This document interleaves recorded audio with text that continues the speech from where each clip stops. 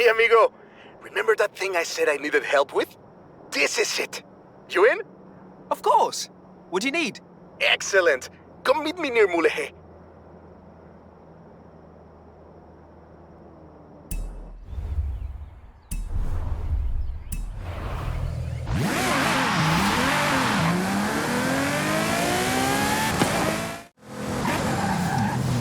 You have arrived at your destination.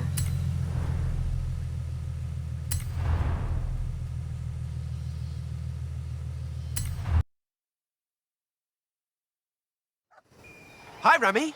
What's the plan? Okay. Hear me out. Beautiful Mexican supercar. Beautiful Mexican roads. Promoting the Horizon Festival. Do we need promoting? The festival seems to be doing okay. It's Rami's Racing History Month. That's a totally official thing that I didn't just invent for the festival playlist. Yeah, it's my favorite Mexican cultural event hosted by my mate Ramiro Luis Miron. All right. I'll find someone else. That's not what I said. Of course I'll help you. I knew I could rely on you. Let's go!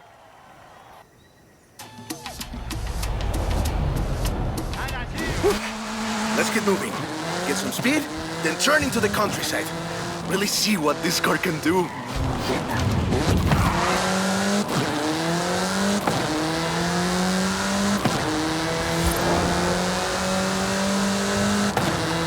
Yeah, great speed! But let's see how you handle some corners. In 400 yards, turn right. You want to tell me about the car, don't you? I thought you'd never ask! So, VUL is an abbreviation. It stands for Vehicles of Ultra Lightweight and High Performance. It was started by two brothers, Guillermo and Iker Echeverria. The VUL 05 is a track-focused supercar, designed and produced in Mexico, but tested and optimized in the UK. I even think I saw one at the festival when I was over there. We're driving the pre-production version of the VUL 05RR, the even more track-focused version. Somehow, the designers reduced the weight by 65 kilos and increased the power to nearly 400 bhp. Then they lowered the engine by 50 millimeters to drop the center of gravity and improve cornering. Impressive! They're pretty serious about the ultra-light part. The 05RR even has an option for titanium bolts, saving another 4.5 kilos. What's the RR stand for? Road and Racing. The car was designed for an enhanced track experience, but remains road legal. In 400 yards, you will arrive at your destination.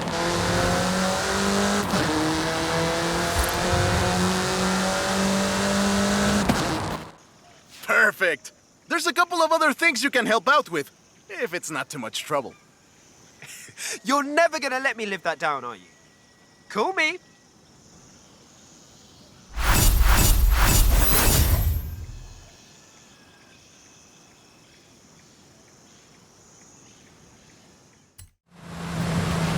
You have arrived at your destination.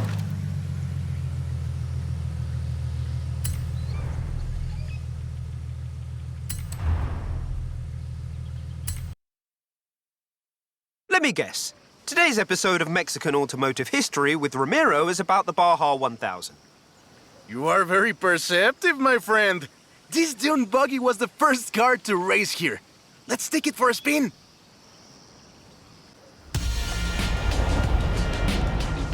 The Baja 1000 is probably the most prestigious race held in Mexico. Do you know how it all started? I assume the Meyers Manx has something to do with it. Correct again. The Baja 1000 started as a very elaborate marketing campaign for the car you're driving. But let me start from the beginning. On the 22nd of March, 1962, Dave Eakins and Billy Robertson did the first real Baja run. They went from Tijuana to La Paz in 39 hours, 56 minutes on new Honda CL72 Scrambler motorcycles. So they probably were a bit sore afterwards. They got a lot of media coverage though. A year later, Meyers started to work on a prototype buggy he called Old Red in his garage in Newport Beach. It was based on the VW Beetle, and it paved the way for what we know as buggies. Cars that are built for off-roading using the Beetle as a donor chassis.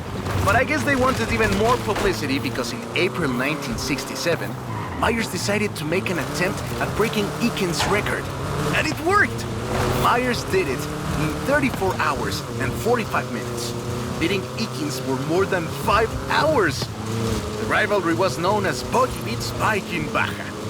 Sounds like something you did back in the UK, doesn't it?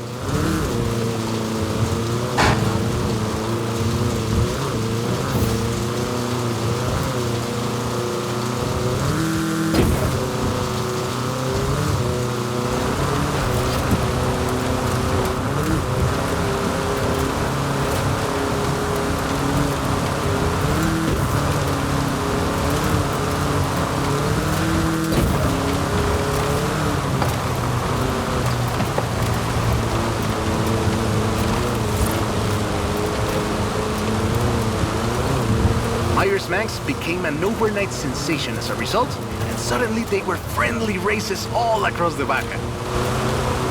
It wasn't long before they realized they needed something more organized. And that was Mexican 1000.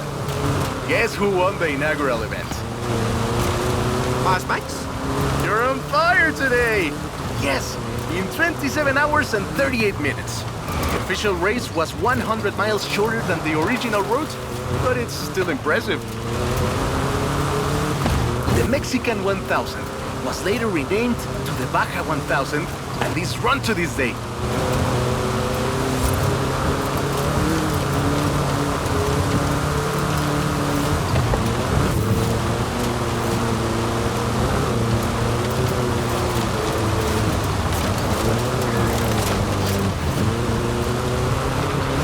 200 yards, turn left. Turn left.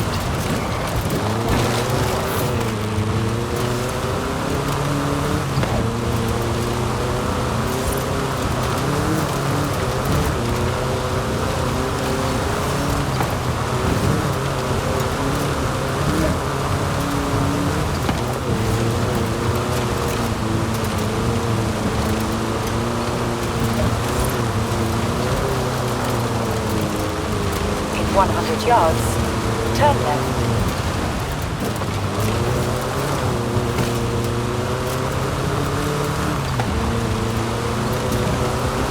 We didn't do the full route, but at this rate you would have had a shot at the original record.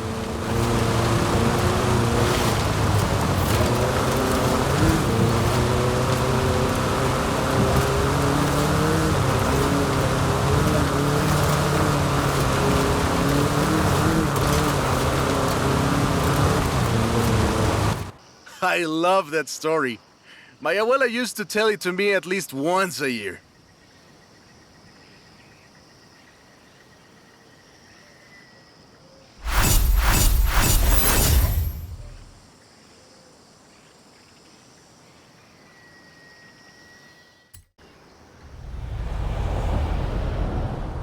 Hey, come quick! Papa Fernando needs your help! Okay. I'll be right there. In 100 yards, turn left. You have arrived at your destination.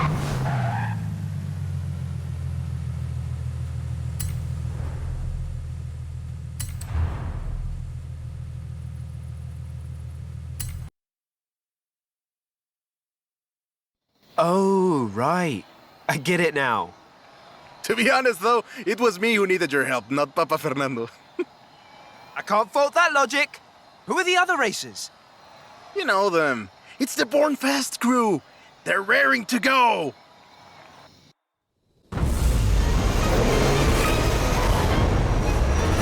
Toy, he's eager. But this isn't really a street race. There's no checkpoints, just a finish line. So keep to the route and get there first. Nice overtake! It's hard to overstate the effect that the Beetle had when it arrived in Mexico in 1954. Before that, all we had were these huge American cars. So this new European-style car with its shape and light chassis and those adorable headlights and an engine that anyone with a tractor could fix was, well, a complete game changer. They were so exciting that they were displayed at the Ciudad Universitaria in Mexico City.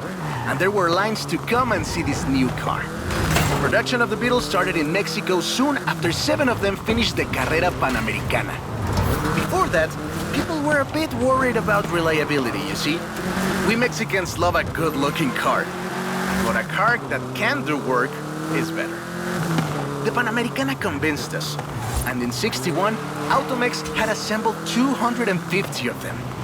By '62, the first plant had opened in Jalostoc, making 10 of them a day. We love that car. So another plant opened in Puebla in 1967. And in '71, El Vocho became the official taxi of Mexico City, which is why you see so many of them today. It's funny. The first Vochos were imports, or CKDs. But in 1971, we were exporting them to Costa Rica, and back to West Germany, Austria, Belgium, everywhere in Europe. It was a sad day in 2003 when the last Volkswagen sedan Última Edición rolled off the production line and went home to the Volkswagen Museum in Wolfsburg. Now that's more like it! Eso, Vochito, eso! So loved was the Vocho that it eventually outsold the Ford Model T to become the world's best-selling car. It was the first to reach 20 million sales.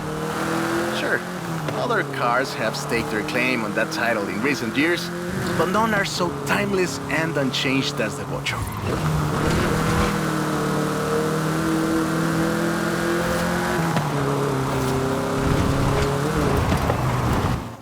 That is a great car. Probably the most iconic car in all of Mexico. Ay, es increíble que un auto tan pequeño deje un vacío tan grande. Adiós, sedan. Thanks. I'll call you when I've got that next one ready.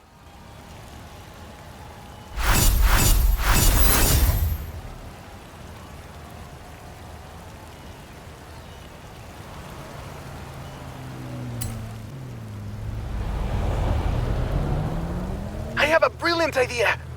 Another one. What happened to the previous idea? This one is better. Meet me in town.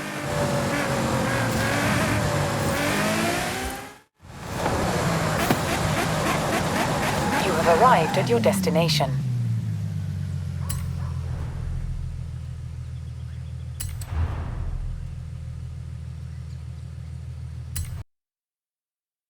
I have 2 cars here.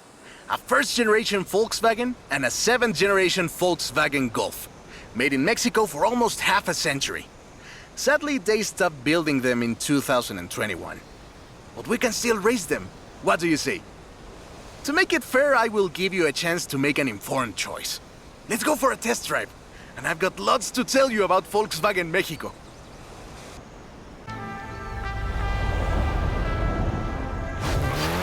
Volkswagen Mexico headquarters are in Puebla City. It started production in 1967 with the famous Beetle. As we call it, the Vocho.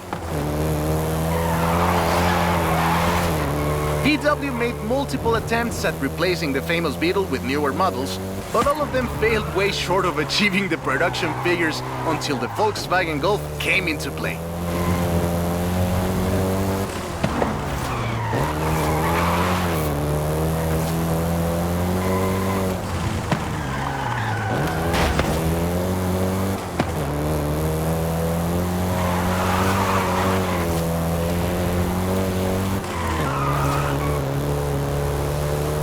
The first generation was released in Mexico as the Volkswagen Caribe and had quite a few variations, including the Golf GTI you're driving right now.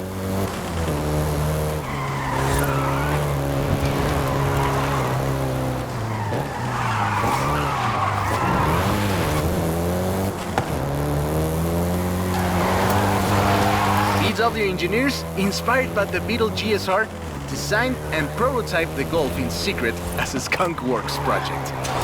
Little did they know that the Golf GTI would become the hot hatch.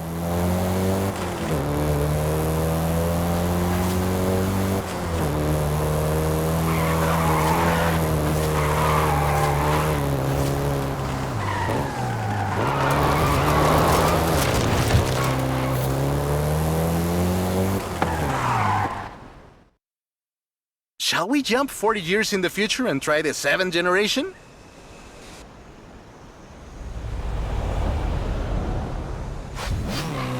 seventh generation of the Golf first appeared in 2012. This version is the Volkswagen Golf R, R meaning race.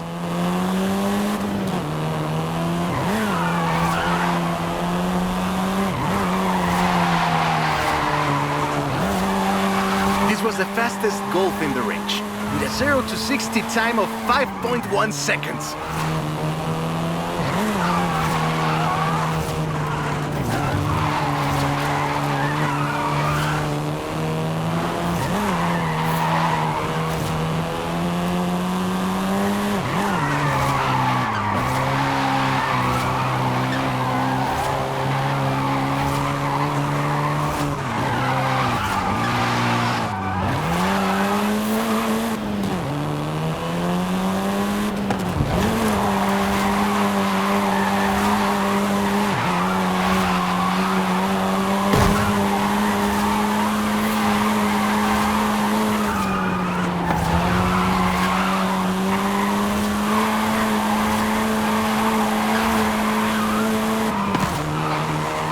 Volkswagen Mexico produced all 7 generations of the Golf, totaling more than 2 million units over 44 years. In fact, a lot of Golfs you find in the US were built here.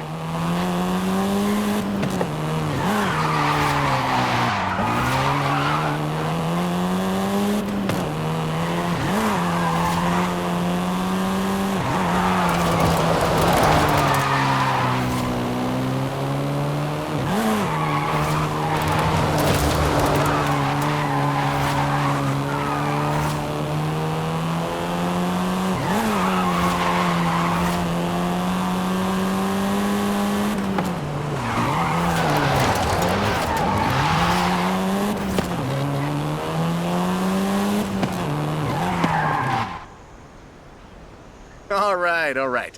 Enough driving around. Let's go head to head, after you've had a chance to rest.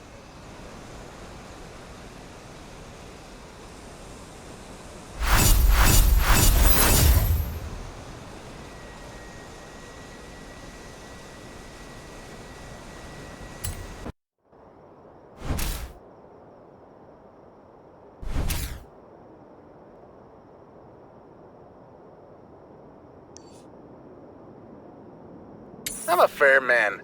I'll let you choose. Which Golf do you want to drive for our little race? I'll take the Golf GTI.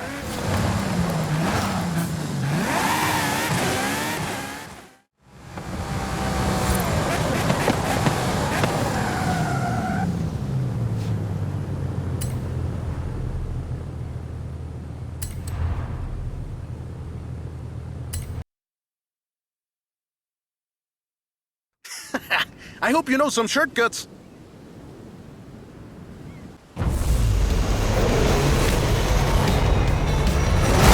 See you at the finish line. Don't make me wait for too long.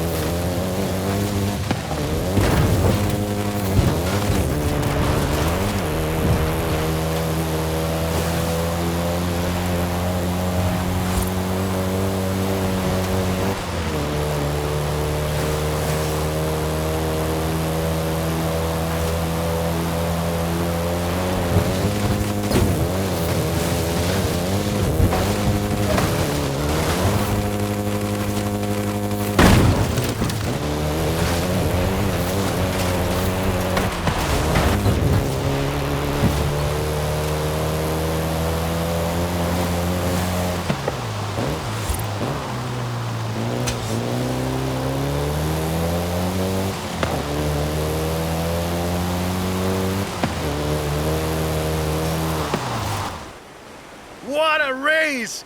I am actually surprised the first generation still holds up. I'm sure you didn't cheat.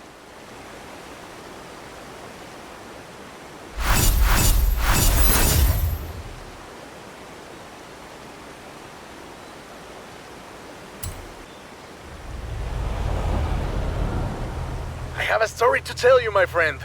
About the old wolf in the swamp. Are we going to a zoo? A swamp? I'll pick you up.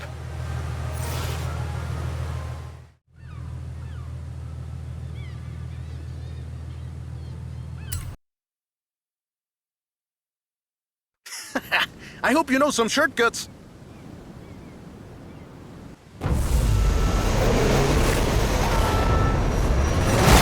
See you at the finish line. Don't make me wait for too long.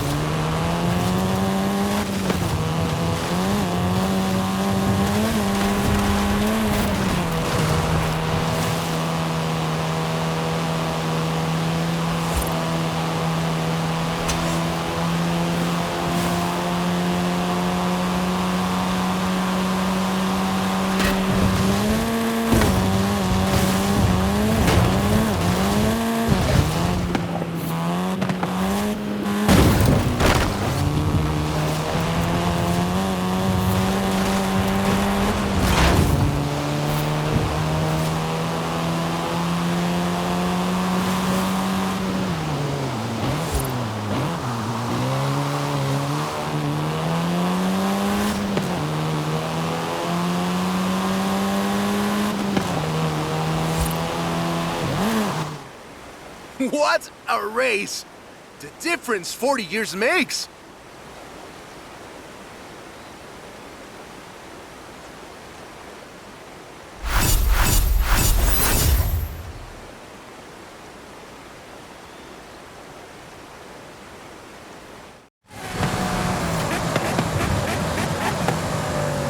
You have arrived at your destination.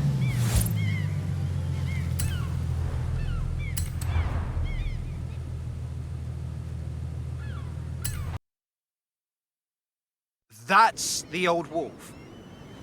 No, that's an old truck. The wolf is waiting for us at the swamp.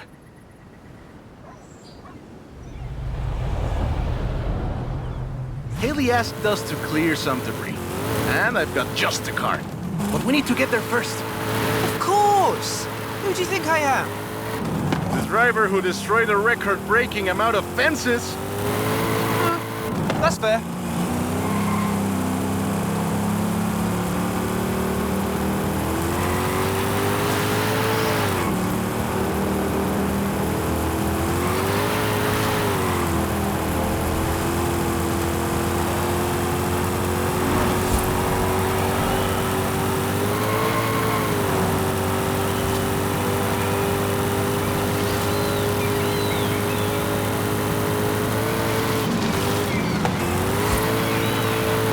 In 400 yards, turn right.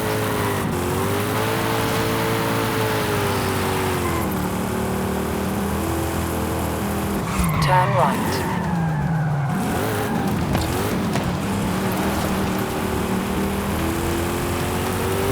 In 200 yards, turn right. Turn right. See? Got it here in one piece. And gave me a few heart attacks.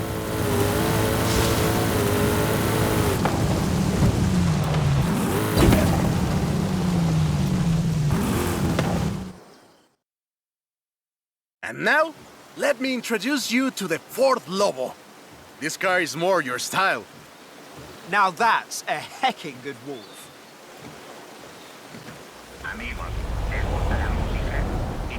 We call it Lobo here. Marketing in this country is outstanding. Let's get to work. See all that Russian stuff? Clear it out. What?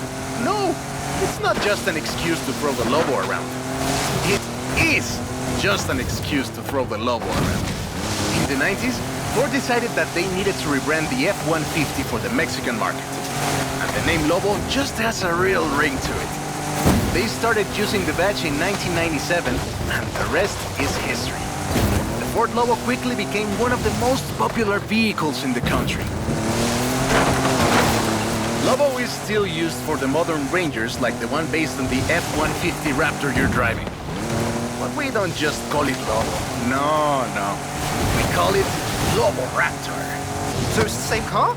Now, there are loads of differences, like a dog and a wolf. Lobo only comes in XLT and with higher trim levels. The base version is still sold in Mexico as the F-150. The Lobo is the Elite F-150.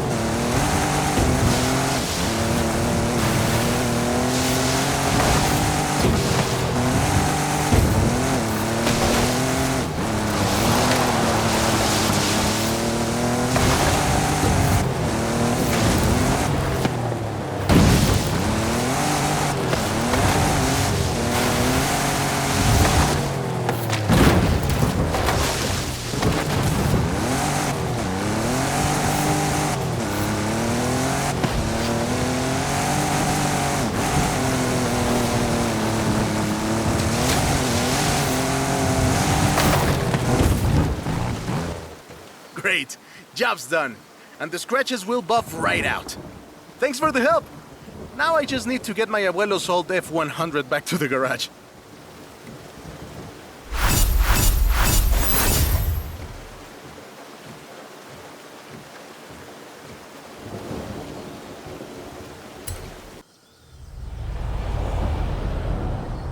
I've got 1,400 horses and I need you to help with them. I think I know what this is. I'll be right over.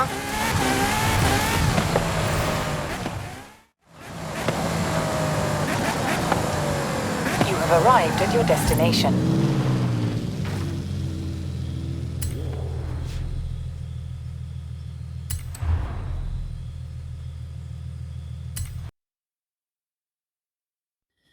I know you've got one of these. Somehow. So you know a little bit about what you're in for. Let's go!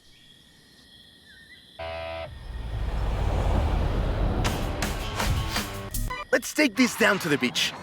Stick it in AWD if you like. There's some nice curves up ahead.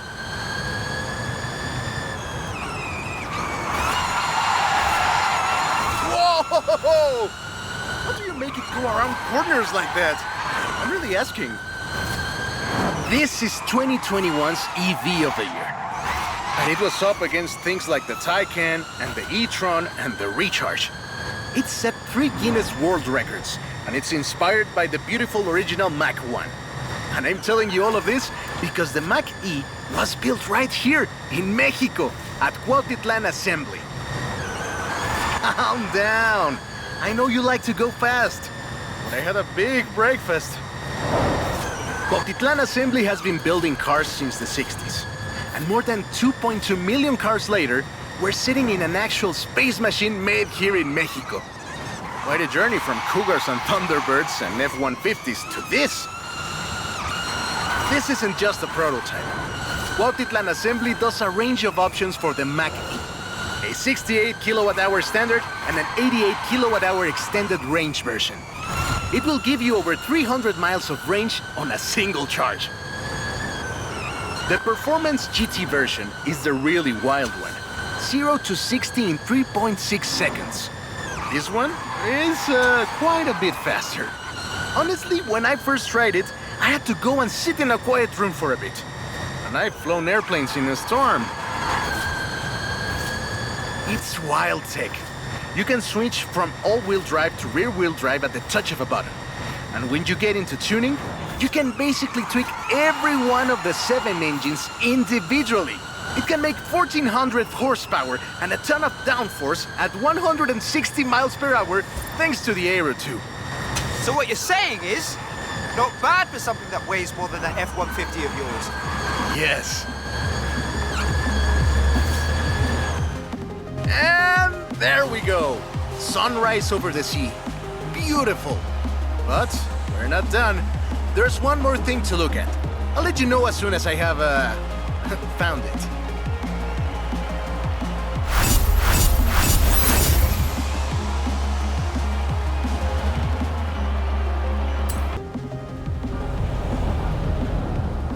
Okay, this one will be epic.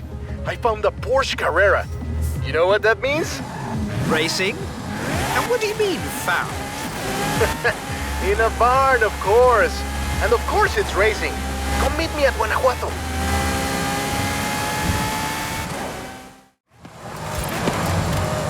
You have arrived at your destination.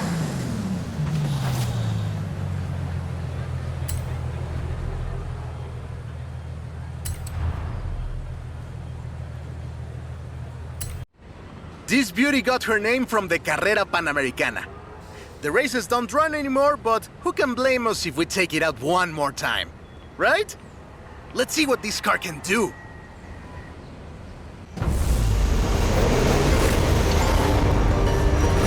There's Jamin! Guess he wanted one last race.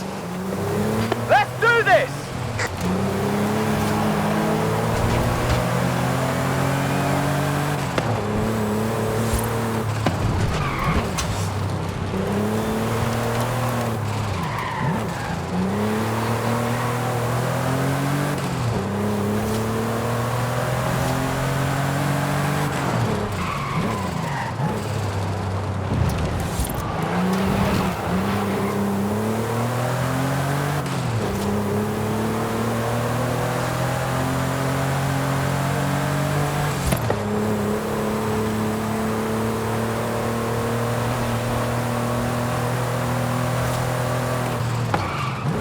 The original Panamericana ran from 1950 to 1954, originally celebrating the opening of the Mexican section of the longest road in the world, the Panamericana Highway.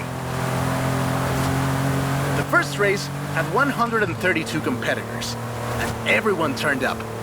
Amateurs to F1 drivers, men, women, professionals, anyone who had a car. Do you know anyone who participated? Aleja thinks Papa Fernando did, but she thinks Papa Fernando did everything. I know we used to go to the races with my grandfather. Ah, qué buenos recuerdos. 2,178 miles of the Pan American Highway run through Mexico. The race itself had 9 stages and lasted 5 days. But the sheer distance wasn't the only challenge. Constant changes in the elevation from sea level to 3 kilometers up. The most challenging road race in the world. There was no speed limit before 2012, and you'd see cars doing 180 miles per hour. Not that I know anything about that. The winner of the very first Carrera Panamericana was Herschel McGriff, who drove an Oldsmobile 88 at an average speed of 88 miles per hour. The Porsche Carrera got its name thanks to Hans Hermann, who won the small sports cars category in 1954. He drove the Porsche 550 Spider and came third overall. He was sick before the race, and his tires came off at the start. He really pulled through against the odds. Porsche had 6 cars competing in 1954, and all of them made it through the end. A lot of others didn't, let me tell you. Enjoying yourself, are you? Yeah, I kinda had a feeling you were. 1954 was the last year the original Carrera Panamericana took place. But it gave us the most famous Porsche model, the Carrera you're driving right now. The Carrera RS 2.7 was the first production street racing 911. It was built on the 911S 2.4, the fastest Porsche you could buy at the time, and a popular choice in the later Carrera Panamericana races. The race was revived in 1988 and ran to 2016, staying true to the original races with high-speed road stages. The routes for the race were carefully selected every year by planning committee and local government to ensure they were race-worthy and that they can be closed up for 2 hours. You could almost say they've been preparing for the festival for a very long time.